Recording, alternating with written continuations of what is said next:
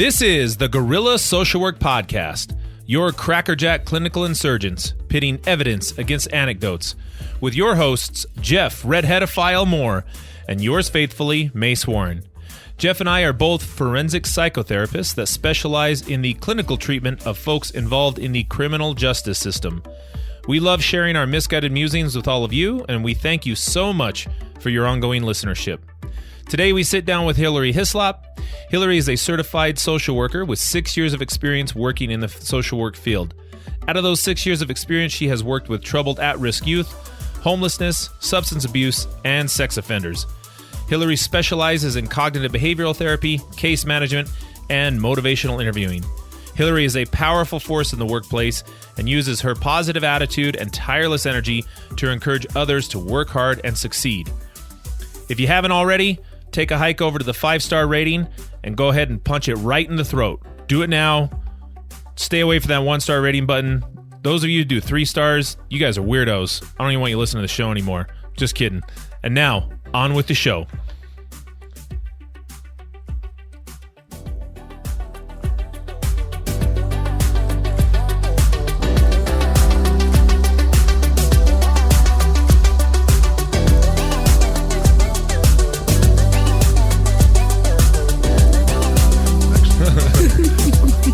Wait, when you're sick, you what? My voice deepens. Oh, like a horse voice? No, like not like you sound like a horse. Like Flicka. Flicka? Who's like Flicka? you know, standard horse names like Spot for dogs. Flicka is a standard horse name? Look it up. No. Look it up. No, dude. They normally have Flicka. They normally have no, it's like they have names like Count of Monte Bisto or Count of Monte, like racing horses. Yeah. I'm talking about like a pet horse. No, dude, nobody names their horse Flicka. Look it up. But they. What I would say is it's the most popular horse name. Okay, Hilary, you don't sound like a horse. That's all I'm trying to get. Yeah. How did we get onto this? Because I was saying a horse voice. How do you spell that? HOARS. Yeah, you got to throw an A in there. Otherwise Yeah. it's Flicka. Okay. Yeah. But we were commenting on Hilary's soft voice, so it'll pick up though. yes, Right? Yeah. no, It'll it be never it won't. changes. No. I try to make it sound higher, I'm gonna but say it doesn't. Right like this. We're genuinely screwed. That's cool, dude. So I was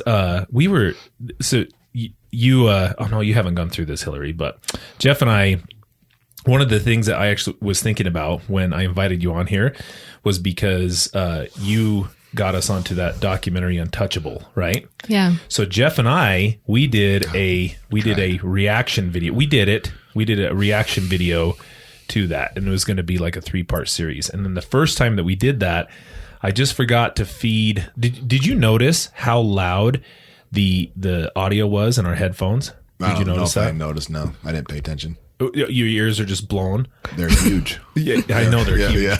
But like, so when we were listening to that, it was all coming through this, and I was like, gosh, that sounds really loud. And then I realized that the audio from the documentary was not fed into it, so we had to scrap that whole episode. And there was some pretty good. It was our best work yet, and now it's forever gone. Yeah, now none of you can ever see that. Yeah. So take that, suckers. Sad day. Well, it would have been, seriously, I was listening to it and I was like, can I salvage it? Because you kind of heard some stuff in the background, you know?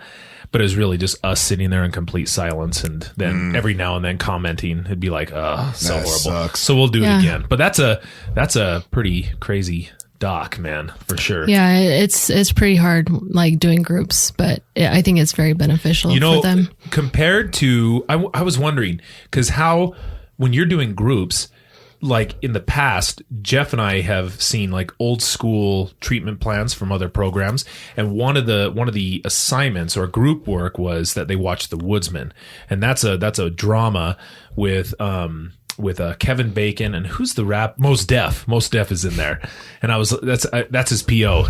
I was like, that's Mos Def. and then one of the group members was like, yeah, Mos Def. I'm like, oh god, no.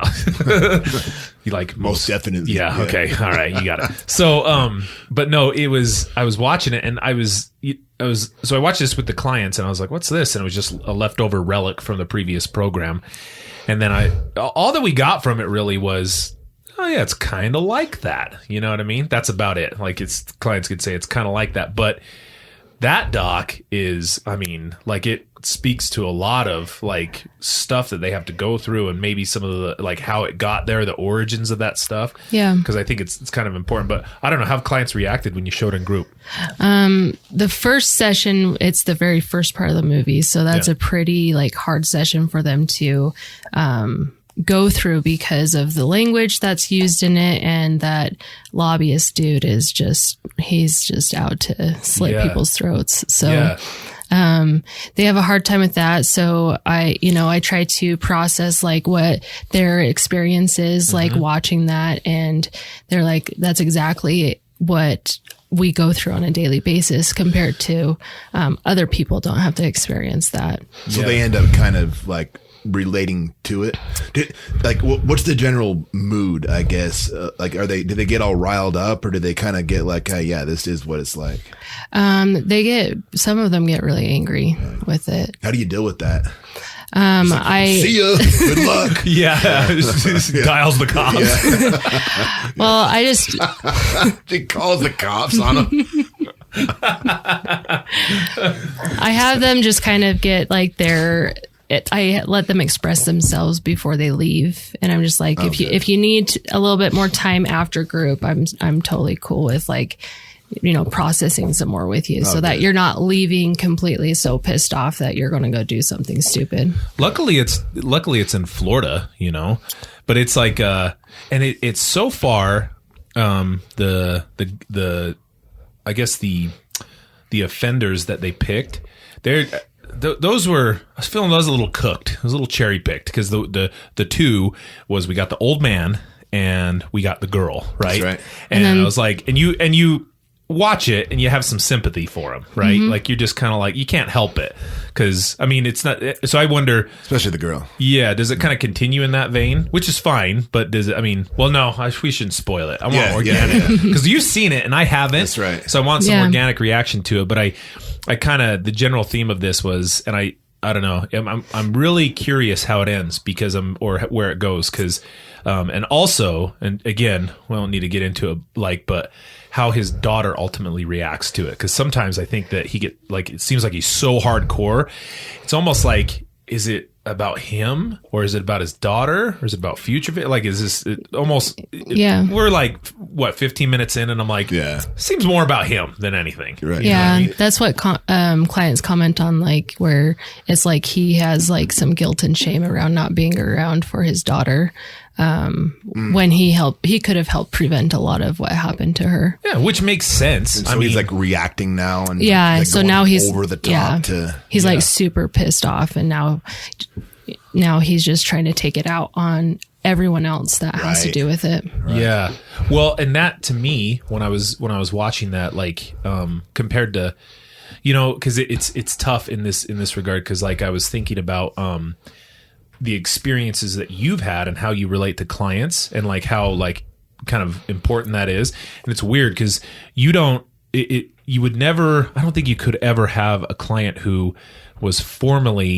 committed like a sex offense, like become a therapist. Could they? Is that possible? I don't know, but I've had a client that upon the time of discharging him, he was actively applying to get into graduate school because he wanted to do that. And I haven't followed up with him to find out. I wonder, I haven't looked at it. I've looked at a lot of, because when it comes down to licensing, it's always like some gray area, because other areas where it's just like crimes or substance use or whatever, I mean, they're totally cool with that. But this like person crimes and there's only one crime that's worse than having a sex offense on your record. You know what it is? What's that? Fraud. Like, no one's going to hire you. Dude, you are dead. Like if you get Like if it's any type of That's that true. fraud or embezzlement or anything, like you're basically, I mean, you're cooked, that's man. true. I don't even think McDonald's is going to hire you. Yeah. Hell, McDonald's $15 an hour. Yeah. Get a job at McDonald's. Like, Yeah. They're paying good now. yeah. Hey, so before we get in this, I have some ground rules, by the way.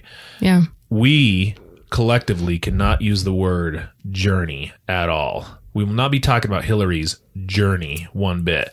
That word needs to be retired, by the way. Don't you think? Deal. Well, dude, here's what I'm saying about this. Like, It's played out. Well, it's a top shelf word, man. Like it's a top shelf word that should be reserved for like the Iliad or something. You The know? hero's journey. Yeah. Like I should only hear that word when I'm, on the last scene of God of War and he's about to fight, Thor's brother and he's like, I've come through this journey. I'm like, okay, yeah, because I've been playing this for 72 hours and now that was a journey.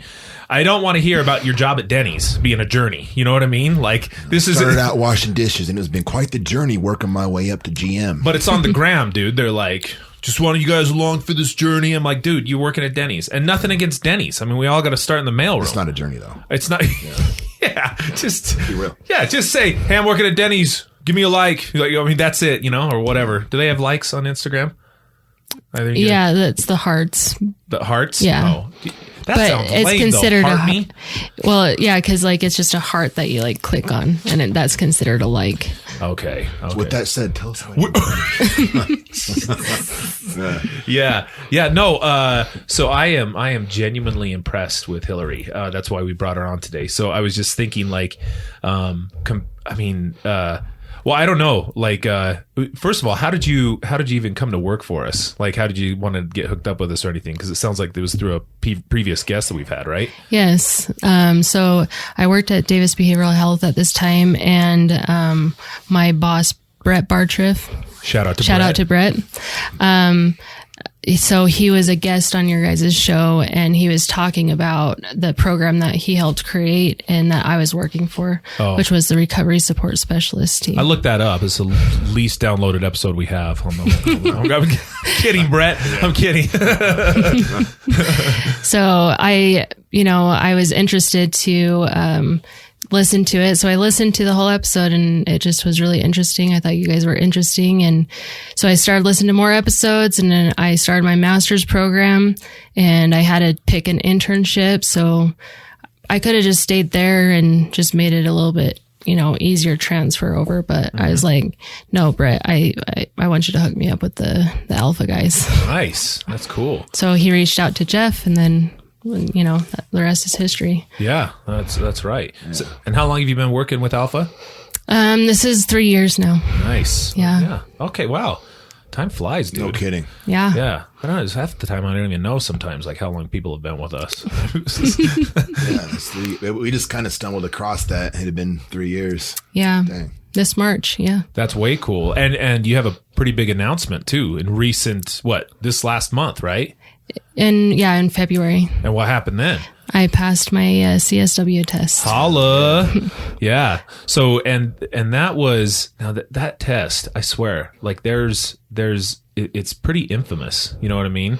Like at least Jeff and I have talked about this damn test, like how many times on this podcast? A couple. Yeah. You know what's funny about that is because you passed and like you have a really good understanding of this, right? Yes. Because how many times did you have to take that thing? That was my 8th time taking it. Which is okay. Now, for those of you who are listening to this, and if you go to, so for budding students, like if you're in, say, your bachelor's of social work, and you're coming into this, and you're like, well, I'm going to apply for my master's. You know what's kind of crazy about this is because where did you go? I went to Arley of the Lake University. So there are so many places that don't tell you the next steps after you graduate, which is you have to take an exam, and then after you pass that exam, then you have to apply for a license. Like, how many times Dude, we ran into that? Like several times. And it's not, I don't blame the people at all. Like, this is totally a university thing. Schools need to. Well, that and if you're waiting to take the test, you have to apply for your temporary license too. And they The changed, CSWI. Yep. dude, and they changed the rules too, didn't they? Like it used to be like you had like a 6-month grace period, and now it's like you have zero grace period. Yeah. Like, you have to just take it and be ready to rock and roll. What is it now? So when you graduate from graduate school, it like is, I mean, I'm asking you to, I guess, walk back your mind a year or two, but is it, do you have to get your CSW, like you have to petition Doppel, or you have to talk to your school to get transcripts sent to Doppel to get your CSWI? Yeah. So you have to get your you have to apply just like all your other licenses on Doppel. You have to apply for the CSWI, and that's where you have your school send your transcripts, and then you have to fill out like the information about your background and stuff, and then pay the money, of course. Okay. Yeah. So one thing, because the test scares the hell out of everybody. I mean, I remember when I was finishing up graduate school while I was studying for it, because I had a job that was on the line. Contingent They tell you upon that? me. Yeah, oh, yeah. They did. Yeah. How did they tell it to you, though? So Like, if you don't pass, then do Yes. they have it like a rhyme to it? If you don't pass, kiss my ass. yeah. It was something like that. It was like in February when I found out, and they said they were going to hold the job until that the job was open right then and there. And I said, well, I don't graduate until May, and I plan on taking the test in July. I want to give myself a couple months to study.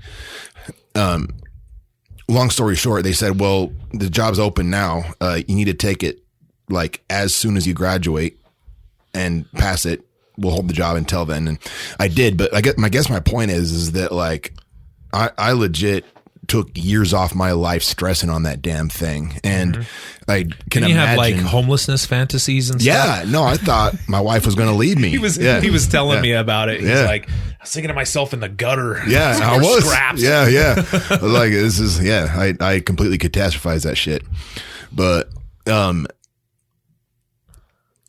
mean, the stress you had weighing on you, like what advice would you give people that are listening right now that are studying for the test to like just get through it? What's the secret sauce? I know a lot of what had to do with me was just like letting go of those expectations of passing. Oh, So like you went into it and just said, I'm I can fail, whatever. I mean, and because after every time, like, I mean, what I was always super pumped about was, I mean, when people had to take their tests or fail, I never knew, but I knew when Hilary talked to me, because she sent me a text and she'd be stoked about it, and she'd be like, "I'm taking the test. I'm gonna punch that sucker in the throat and all this." I'm like, "Yeah, okay, kill it, right?" Yeah. That's what I mean. Like, yeah, that's what I want to hear. And that was, and then right afterward, it would be like, I missed it by this many. That's okay though, and I'm ready to rock and roll on the next one. Like always a super killer attitude. Like that's what I'm wondering, is because people get very demoralized, and it's okay to be disappointed, but especially nowadays, man, it's like so tough to have that stick-to-itiveness. You know what I mean? Like it's just so hard to follow through. So how did letting go of your expectation of passing kind of help you through that? So I did a lot of private tutoring with Philip Luttrell off of YouTube, which he's awesome. And I did a lot of therapy. Yeah. I went to a hypnotherapist, and we did a lot of different like meditations and like letting go and doing tapping meditations too. Really? A hypnotherapist? Yeah. Did they like with the watch and shit, or? No, so like, You know what I'm saying? yeah. no, so a lot of like hypnotherapy is like just basically a form of meditation to like, she would guide me through meditations on like what is holding me back and asking my subconscious on like what is holding me back. And then I would have like visualizations in my brain of like what was holding me back, which was like failure to fail. Like, I had a big problem with failing, and because I had always high expectations of I can do this, I can do really good at it and everything. But that failure to fail was like really hard for me to overcome. And so Failure to fail, is that like obviously just more about accepting that it's a possibility, and kind of accepting that that's just kind of a byproduct. It's almost like failure. I mean, people I haven't heard a word that way before. Failure to fail. I mean, it's kind of like how we've talked about this, and I still want to refine it a little bit more, but like, you know, how we talked about like the opposite of success is not failure. Like failure is a byproduct or kind of a side effect of success. Like it has to happen in order for you to get there. And, yeah, but the opposite of success is quitting. You know, that's the real opposite of, because you control it. Like failure at least came off of the fact that you gave it an effort, right? Quitting, you control that. You get to decide whether or not that happened. And just quitting in and of itself seems just so much more, I don't know. Well, failure doesn't have to be an end point, right? Right. Whereas quitting, you're controlling that end point. So is that kind of what she was like keying in on? Well, like that, and like changing my perspective on that fear to fail, and being able to accept that it was okay if I did fail, because then I learned every time. Yeah. And then self-doubt was also another big one for me too. Yeah. To overcome. Because the thing I think that really sucks about that test is it's not a great measurement of like clinical ability. I know. You know what I mean? Yeah, seriously. I mean, even when I looked up, so when I'm doing classes, I was kind of asking students like when they're getting, and I teach SUDC clients SUDC students, and when they're getting ready to take their test, you look it up. What does the test measure? And all it measures is the minimum competence, like in order to do the work. That's all it's measuring, like that you meet the minimum standard, right? So if you passed it your first time, you have equal amount of chance of being a horrible therapist. Well, yeah. And here's the thing. And I don't have a good answer to this as far as like, well, how could you develop a test that would accurately predict like a good therapist? But like that test does nothing to predict how the therapist then sitting with the client, how they actually perform when a person's sitting across from them. When, a client dealing with this set of nonsense comes in, and then a completely different person has this, like, is a therapist going to be effective at connecting with them, of pulling from whatever treatment modalities they have and executing it maybe measures the ability to like memorize some stuff. So yeah, I don't know what that would be though. I don't know what kind of how you would test a person's actual ability to help somebody work through something. But yeah, the test doesn't really seem to do that. No. I don't think so either. Like it, if anything, it's kind of like it. I mean, yeah, it does. I think like, again, it just is testing like really how well you can take the test. Cause you gave me some really good advice on that and told me, don't try to really cram knowledge into your brain. Like really just try to focus on how to take the test. Which I was like, oh yeah, that's helpful. Like I liked that whole idea. So right. No, congrats though. I mean, I mean, more than, I genuinely more than other people who like, I'm happier for you than I have been for other people in the past. Hell yeah. When they've said, oh, I passed my test. I'm like, oh, cool. Like great. Like when I heard that, I was like super stoked. Like, I think you and I were like, dude, we got to take her out to dinner. You know what I mean? Like, oh yeah, actually. Yeah. Like we got to celebrate this sushi. Yeah. Yes. Oh dude, we know a good spot. Where is that place down in Ogden? Tona. Oh yeah, shout out to Tona. Yep. Yeah. Does Natalie still, one of our guests on the podcast, is she still a manager down there? Yeah. Okay. We'll get. We won't get hooked up. She never hooks up. She probably charges us double every time that we go in there. But we'll make it happen. Yeah, that's awesome. Yeah, we need to do that for sure. So, but Jeff was asking you to like advice on that, but like I don't know. It seems like when I was studying, Jeff told me, and I had a really cush circumstance. Like I could sit for hours and hours and hours. And I took my test the day after I graduated. And 6 months leading up to that, all I did was sit in a room and study. Like that's all I did. But like you had life stuff happening, right? Yes, a lot of life. Yeah. Can you talk about that a little bit? Like what were you dealing with that combated with your ability to study and stuff? Well, I'm a single mom of 3 kids. Okay, that'll do it. That's a start. Right. So there's that, and then my mom's been in and out of the hospital for a couple months. Yeah, and she's not quite home yet. But projected she'll be home this month. Okay. At the end of this month. So good. Hopefully. So all those things going That's on. a lot. I know. And still managing to tutor, study, go to hypnotherapy. You know what I mean? And work. And work. Yeah, let's not forget that part. You were like our group gal. Yeah. Yes, that's right.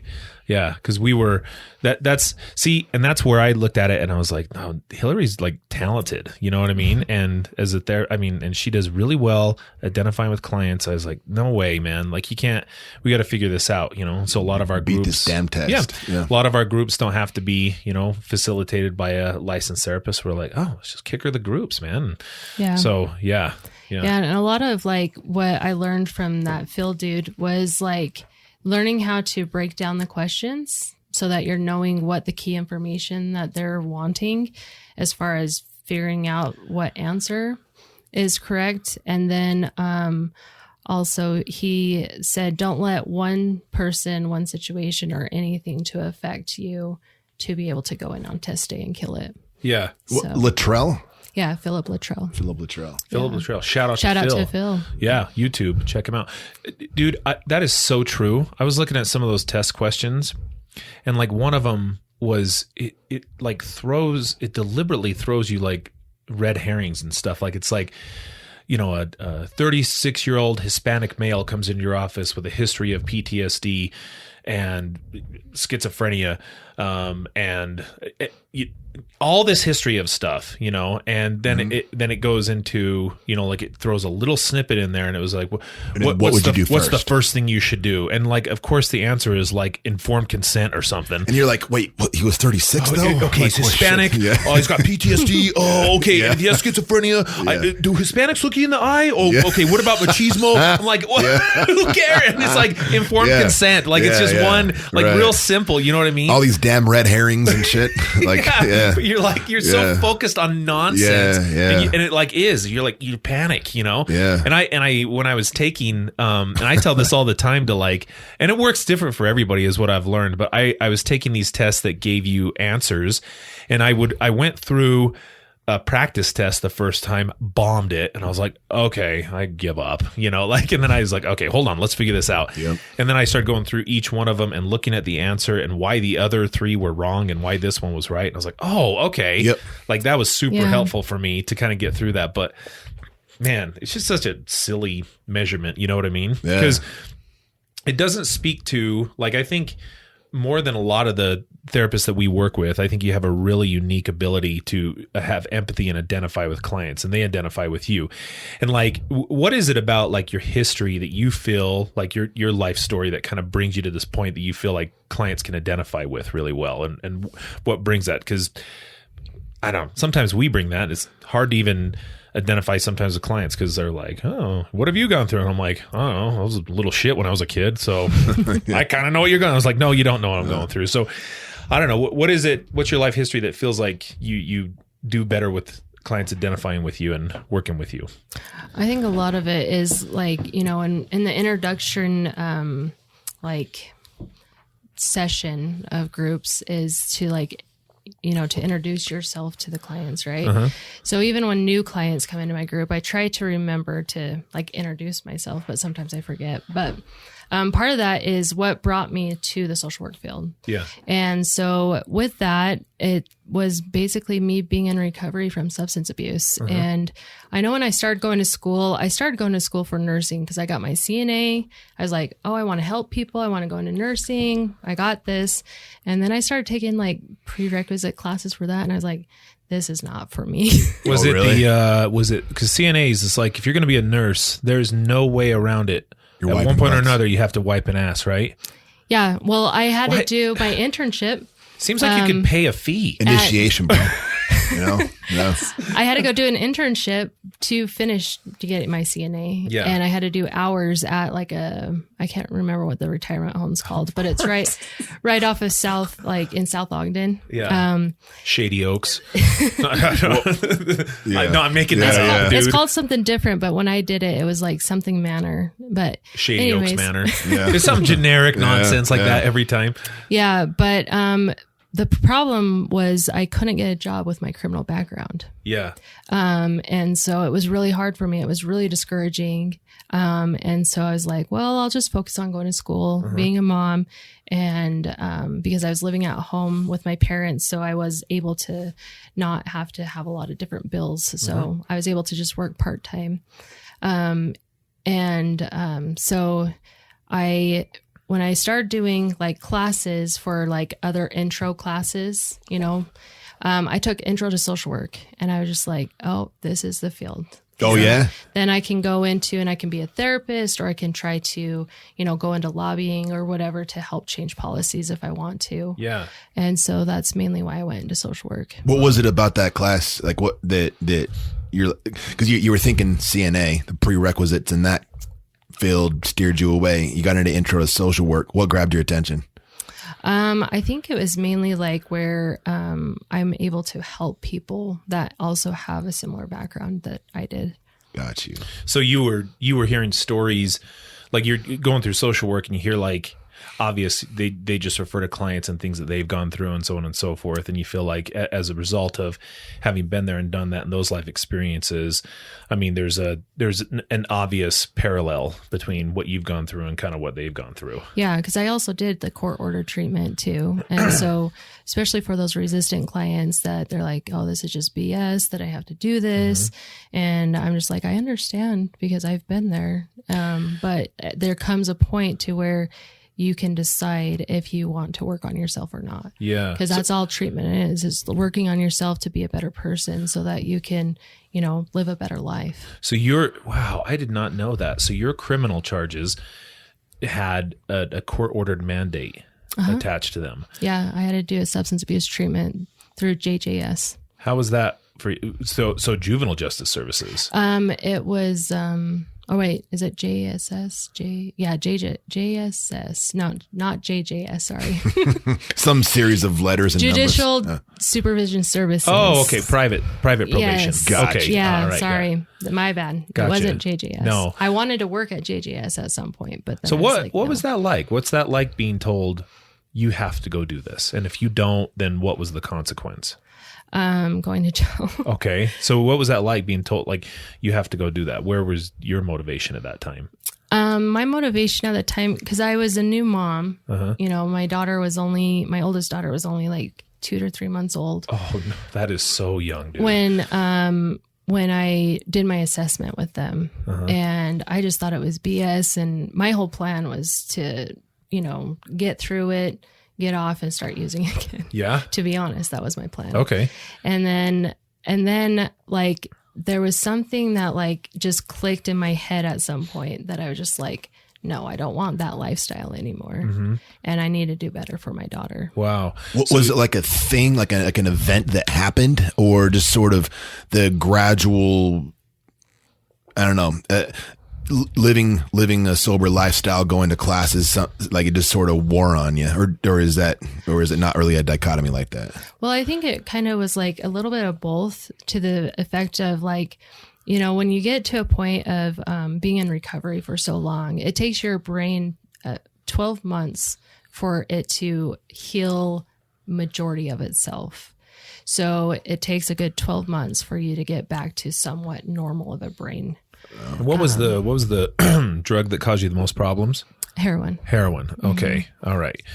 So, God, dude, have either of you watched that Dope Sick on Hulu?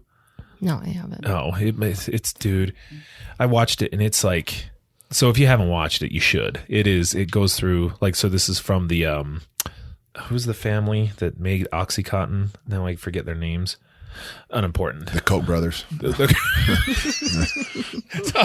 Don't cancel us. Oh wait, no, you wouldn't get canceled for saying that. The Koch brothers. Yeah, no. What I can't remember it. Gosh. Okay, somebody knows it. And they're shouting it at their speakers right now. But anyway, that family, like it was so deliberate, the manufacturing of that drug, and like knowing how addictive it was, and they went through really I think they did a good job. It was a drama, but they did a good job going through like how they cooked the data and how they presented it to doctors and like to say it was non-addictive and stuff. Right. It was. It is the craziest thing. Like Oxy. Yeah, for Oxy, and then they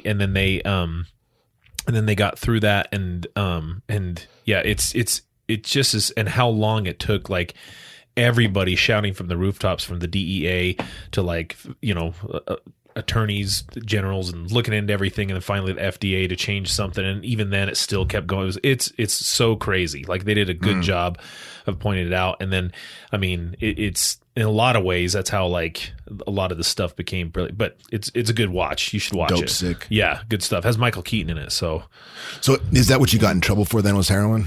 Like possession or something? I got some possession charges, but most of mine were theft. Oh, okay. Yeah. And so, all right. So your plan was early on was, let's just get this shit over with. I'll shake my head and smile at the therapist, and you can tell me what a good job I'm doing, and then I'll graduate and I can get back and start having fun again. And then along the way, like, so what you were kind of saying your brain healed. I mean, right? Yeah. Is sort of what we're guessing. And things and that wasn't a single event that clicked. It just sort of, you had a realization partway through. the Sacklers. Yeah, I think That's who it was. Oh, the Sacklers. Sackler family. Damn it. You had to Google it. I was going to say Sullivans, and I knew that wasn't right. I was like, that's not right. Yeah, I think the biggest assignment that like is coming to my mind is when I had to do the autobiography, and that's where I had to like really dig into my earliest memories of my childhood, and like kind of just throw it all out there on what's happened from my earliest memory up to that point in my life. That's funny, man. Like that seems to be an assignment that clients regularly shit all over. You know what I mean? And I even do too, because I'm like, remember how it used to be like 30-page minimum, and like, I mean, it just was clients who were like, I was very, very, very, very, very, very sad. I'm like, oh, you got to get, there's a page. You did it, but, and all the time I was supposed to, they thought I was just a hoop to jump through and like glean something out of it. But that's like, you genuinely thought that was really helpful for you. Like, yeah, because I was able to like see where I started to like, be more rebellious and everything like that. When did you start noticing that, like in your own upbringing and childhood and everything? I was about maybe 14 or 15. Okay, so this is what I have to prepare for, right? Yeah. I know. Yeah. I know. And my mom also got very sick. She had Graves' disease. When I was about that age. Yeah. And I was sexually assaulted too. Wow. And so I was coping with using substances, with whatever it was. Well, and you're a 14-year-old. Yeah. And a female. Like, those are not like, I mean, 14-year-old in general, like, dude, kids are so vicious. Do you remember that? You must have had, I don't know how you're alive. Red hair. And I was chubby. Well, yeah, red hair, chubby, weird skin. Now I have red hair. Not chubby. Not chubby. Still weird skin. Still weird skin. Yeah. Yeah. So yeah, that was when, I mean, was it, I mean, I guess it's kind of rhetorical, but it was just kind of peers you were hanging out with, friends you were hanging out with that kind of led to a lot of this? Yeah. And it wasn't like with heroin, it's not like, did it start there or did it progress to there? Drinking. Okay, drinking initially. Yeah. Peach schnapps? Yeah. That's my, really? And Boone's Farm and Boone's vodka. Farm. Yeah. Dude. How much has Boone's Farm got people kickstarted on drinking, Dude, it's like such syrup. a dangerous drink because it's like, I mean, even if you had any recently, not probably in 20 years. I had some probably like a decade ago, and I'm like, man, this is good. It's like Kool-Aid. Yeah. I mean, I could see why it's like, tricky, like it could be kind of problematic. Yeah. No shit. So it started there, and then, I mean, and this is sometimes people don't get this because the trope is, well, like, just drink alcohol like everybody else, and that's all it has to be. You know what I mean? Why does it have to get to there? And I'm like, come on, like you're oversimplifying a pretty complex set of, but I mean, how did it escalate to the point where it was, turning into heroin and stuff like that? What did you notice in kind of the development of that? So at the time, my boyfriend at that time, he started doing like cocaine, and we would drink and then do it.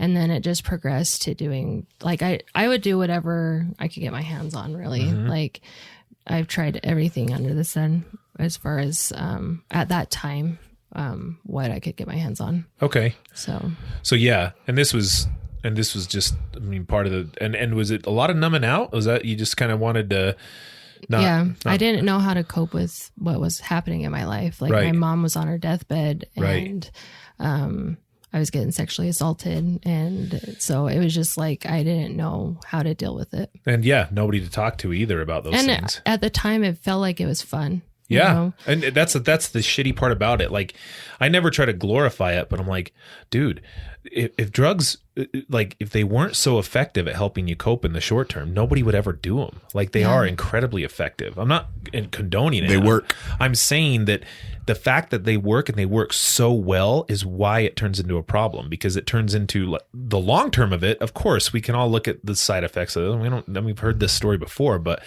the misunderstanding and like the underestimation that's associated with that of how well they work. I mean, it makes sense. Yeah. But like a 14-year-old that's going through all that shit. And I mean, what does a 14-year-old know about dealing with life, let alone having all that stacked on them? And then you have a drug, which is like magic. Well, right.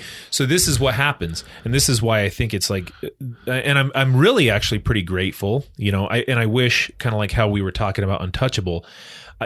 You and I have talked about this before, and I'm sure you've thought about this before.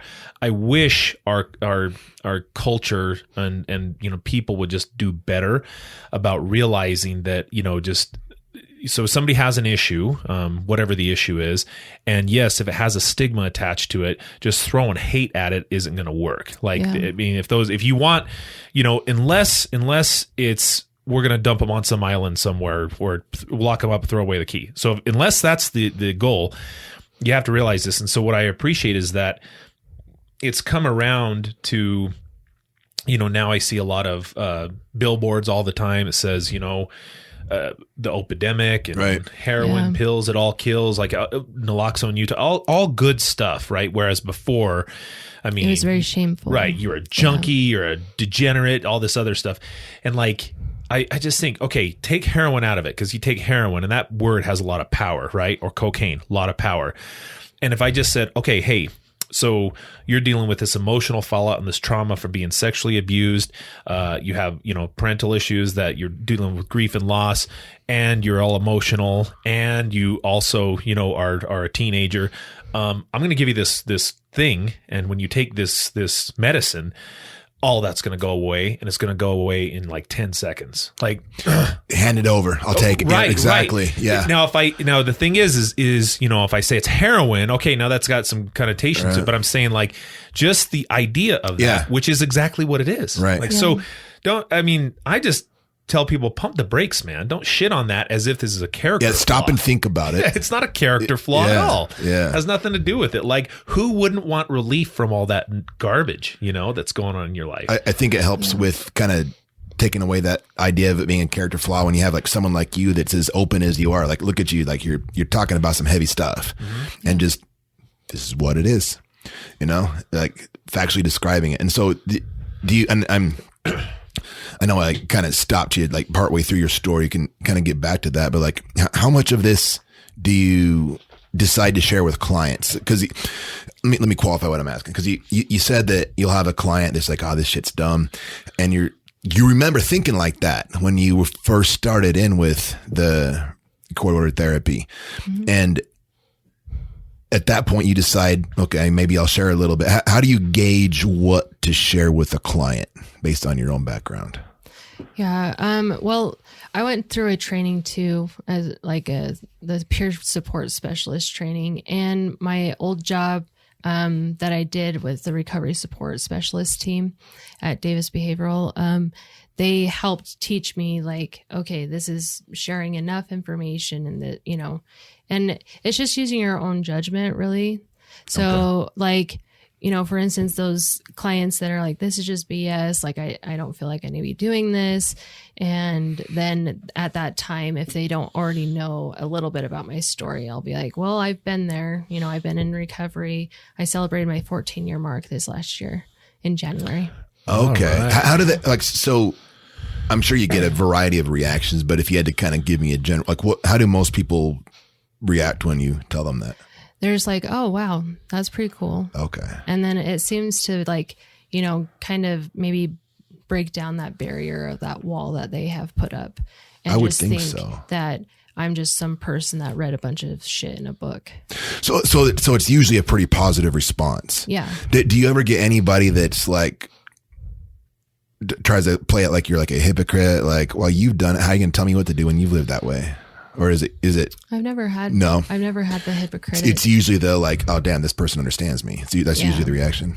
Yeah. Yeah. And the one thing I've kind of noticed about you, Hilary, compared to other, like, cause I've worked with people that they've gotten into, they have 10, 12 years of, and they're in recovery and everything. And it's weird. They have a weird approach to clients with this. And I haven't seen this from you. And that's that this is how I did it. And so this is how you must do it. Yeah, dude. You know what I mean? Yeah. This is the recipe. Do not deviate. Right. I've had that happen to me. Right. How so?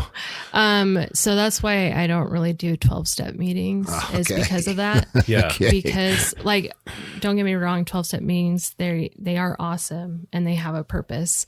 They just don't work for me because I did run into a lot of people that were like, you've got to do it this way or it's no way. And it's just like, no, I'm not going to be doing it that way. I'm going to do it my way because my way's been working. Right. And that, it seems so rational to think that. But even when I'm, and I try to be patient with it because what do I know about it? But even they'll come back, I was like, well, there's not only one path to doing this, and I said, sometimes 12 steps doesn't work for some people.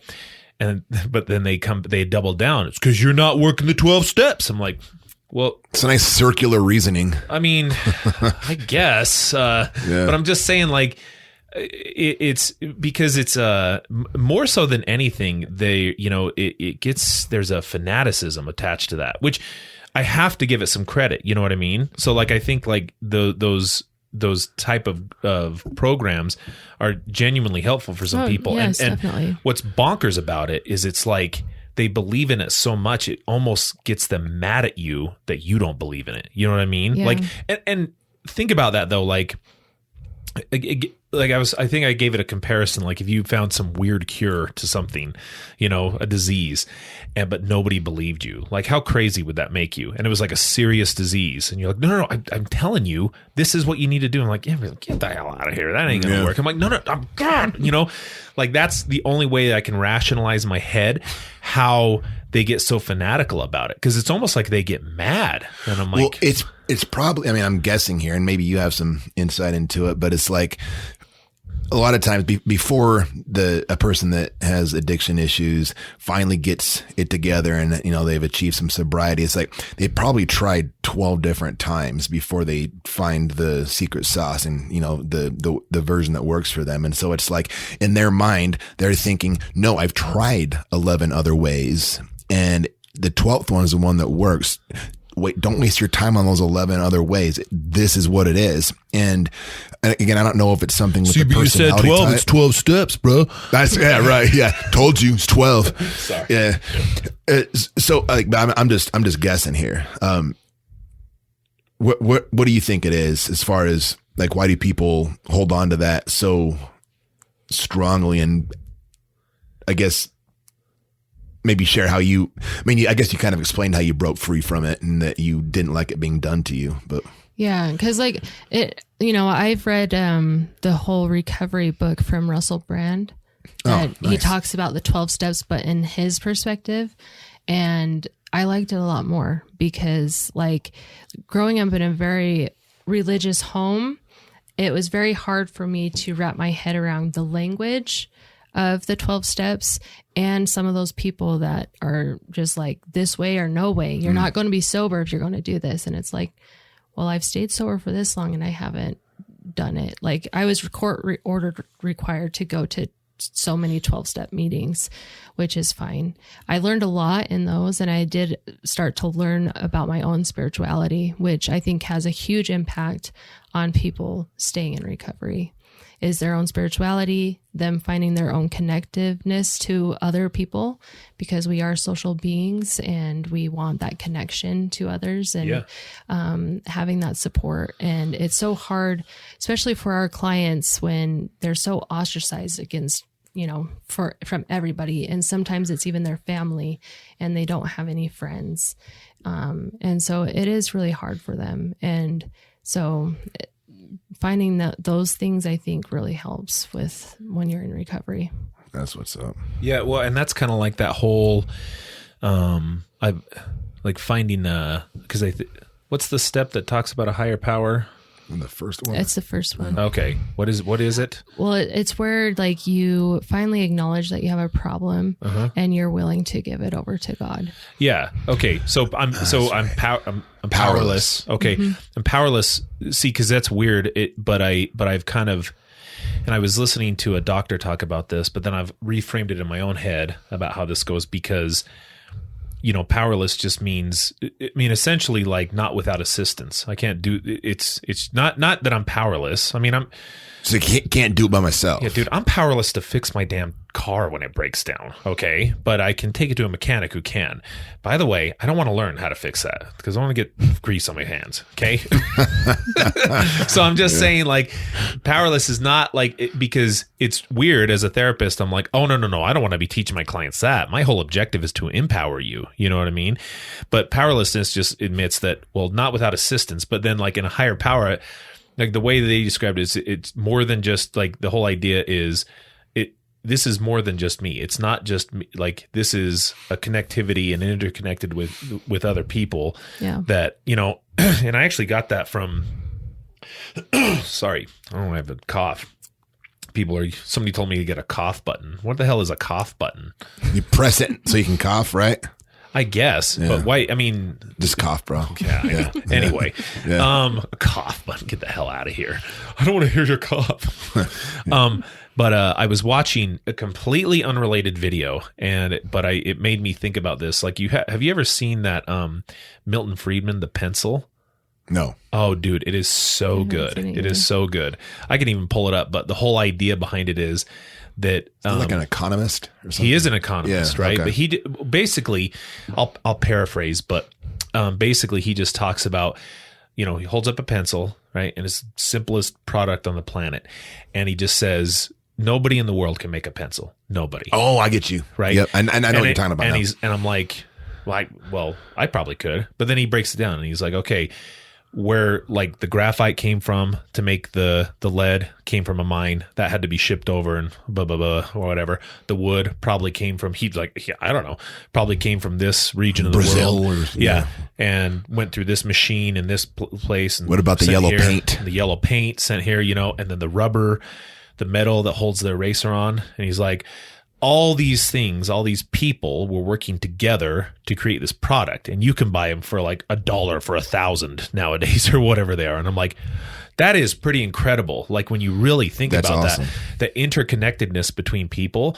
Cause I was just thinking, yeah, dude, like, and it had nothing to do with alcohol or anything. It was just like I was thinking about that idea it's a perfect metaphor of a higher power is more than just me, and the interconnectedness with other people is what I'm like, dude, that's amazing. Pencils are amazing. Like, they're not, but they are. That's so cool that those things exist. Something so like basic and taken for granted that requires people cooperating across the world to make happen. Right. I've tried to do that, and I've done it in groups, and I'm like, okay, so like think about like NyQuil. Can you make NyQuil?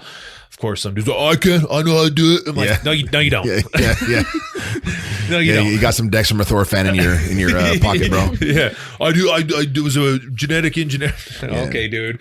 Like, that's a decent way of looking at like that first step, though, because it's not necessarily because the powerless piece bothered me too, but it's more that like I need to learn to be okay with reaching out to other people. Well, and the religious component is tricky too, right? Because when you go to those meetings, I've been to some of those meetings.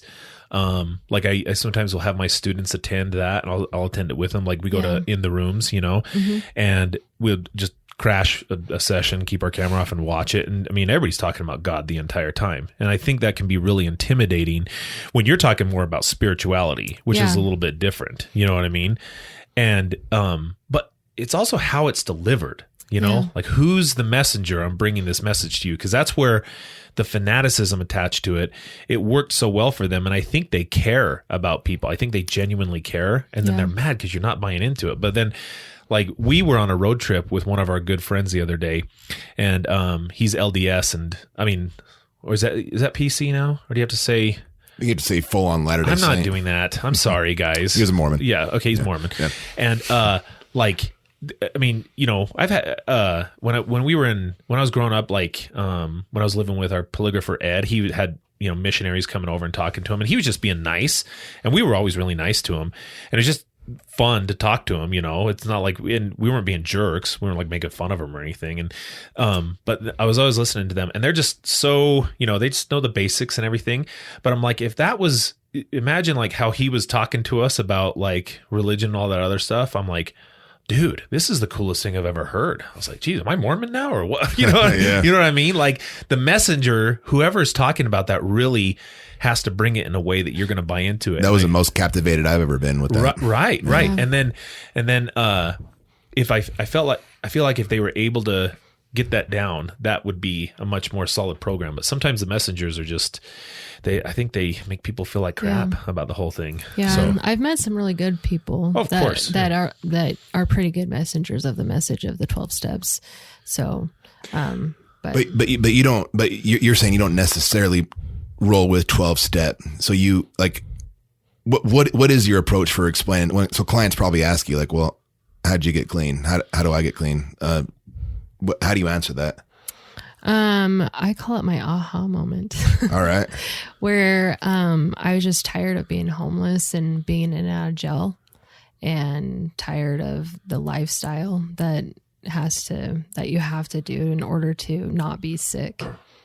Because you get extremely sick. Like think of the flu, and you getting the flu like symptoms, like that is like the withdrawals, but 10 times worse. Damn. Like I felt like I was dying. Yeah. How many times did you go through that before you're like, enough? I lost count. Oh, really? Yeah. So you'd go, because every time I went to jail, I would have to go through withdrawals for a few days before they would release me. Okay. And that is rough. Like Mace and I kind of get to see it because the folks at Weaver County Jail. Oh, yeah. We'll see them on day 2 of a a heroin that was withdrawal. Me at one point. Wow, that's so wild. That you're like a legit comeback story, and the tenacity that you've had as well. Because it's like I didn't know about the whole that you got rejected when you were trying to go the CNA route as well, and so like you've. Whether it's that or, the test or all these different things, like you don't let shit stop you. No, I don't. When I put my mind to it, I follow through. There was a few times where I almost gave up on taking the test though. I'll bet. Especially like the first couple times when I wasn't doing the hypnotherapy, and I hadn't found Phil yet, as far as like watching his YouTube videos and getting his like insight on private tutoring and stuff. I was just so discouraged. I was like, I'm never going to pass this thing. Like, what's the point of even keep trying? And then my oldest daughter, she's like, Mom, you can't stop. Wow. You've came so far. That's cool. Right. My kids have helped me a lot. Well, and honestly, awesome. When I think about that, like, okay, you doing that, like, I think that has to do a lot with how you have been so successful in recovery, is because it is a personality trait that has gotten you there. I mean, like, I'm not going to let this stop me. I'm going to I'm going to figure this out and I'm going to go a different route. And this sucks. And I'm going to try it again, you know, and then I'm going to wash, rinse, repeat and add a little new element in there. And like, again, most people would have done that, you know, they would have said, screw this, or they would have just kept doing like the same strategy over and just kind of like, I mean, and you said, no, I'll find this guy. Okay, now I'm going to do hypnotherapy. Okay, now I'm going to do this, you know, and I know even us, like I always base it, well, this is what worked for me. And I was like, you know, like totally like, oh, this must work for everybody, you know, and I think we did as much as we could to like facilitate it along because we really wanted to see this through. And I was like, oh yeah, cool. Cause it's kind of funny because when people come and it's almost like a bonus. Like if they tell me they have a criminal history, I'm like, oh, you come to the right place. Yeah.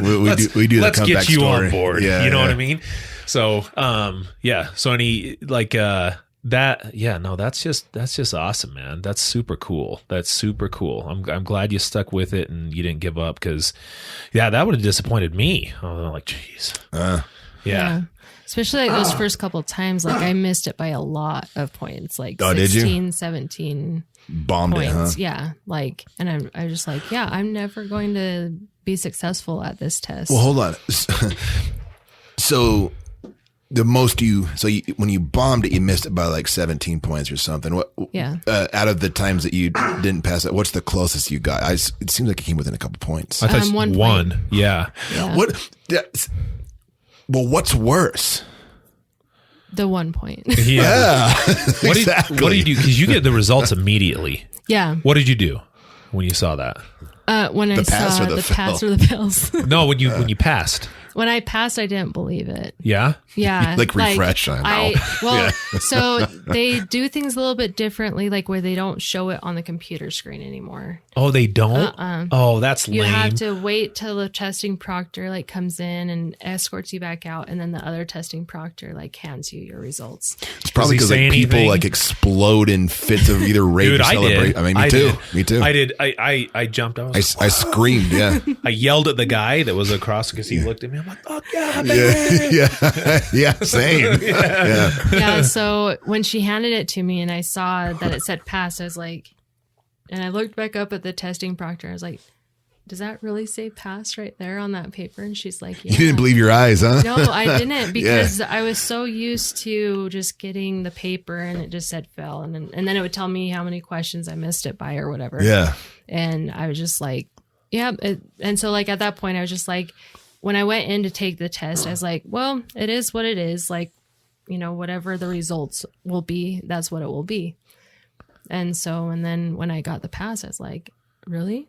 That really does say pass right there. That's badass. Yeah. You know, like that's super cool. Like journey. Another social work word is resilience. And but you've got that legit though. That's still okay. That one's okay. It's just used so much in such dumb ways. That's what it should be used for. Yeah.